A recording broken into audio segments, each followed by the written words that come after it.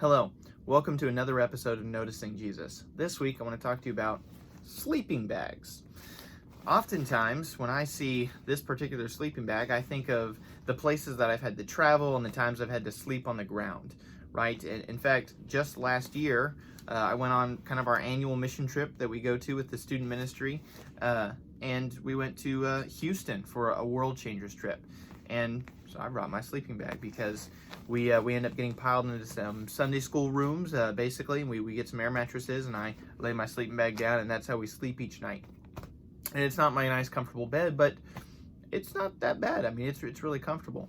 But you see, last year on our mission trip, I got the fortunate surprise. You see, they split us into groups, and I got the fortunate surprise of actually having another FBC Watauga teammate on my team, on my crew, and it was Kevin. And I was super excited about it because Kevin's just, at this point, we're really good friends and he's an easy person to work with. And so we had a blast. We had fun all week long as we worked on this site. There were times, though, because we were laying flooring down, that it got hard, it got difficult, and we got tired. I mean, by Tuesday, we came home and we were just exhausted. And we still had to get through Friday's work day. I mean, it was several more days to go.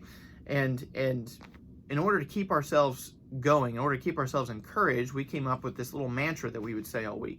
And it was simply, foxes have dens. And you see, it was in reference to a passage of scripture. Let me read it to you. In Matthew chapter 8, verse 20, it says, Jesus told him, foxes have dens and birds of the sky have nests, but the Son of Man has no place to lay his head.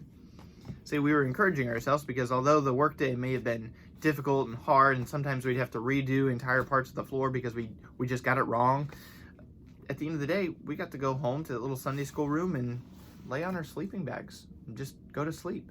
We had a place to lay our head that night, a place to rest. And you see, Jesus didn't have that oftentimes, right? Jesus was serving and caring about people and helping people. And at the end of the day, he was nailed to a cross for us. See, we don't have to be nailed to that cross. And so we get the privilege and the responsibility to serve others. And oftentimes, in a lot greater comfort than what he had, right? And so we kept ourselves going and encouraged ourselves. Foxes have dens, right? The Son of Man has no place to lay his head, but I do, because he gave that to me, right? Because God was there, right? And depending on where God calls you, you may not always have a place to lay your head. But that's okay, because God's called us to serve, and we know that ultimately in heaven we will have a place to lay our head, right? And there will be eternal rest there. So, although we don't have a mission trip this year, I highly encourage you to find other ways to serve. We have plenty of other ways to serve here at FBC Watauga, and you as young adults especially need to be serving and leading and helping. God's called you to that.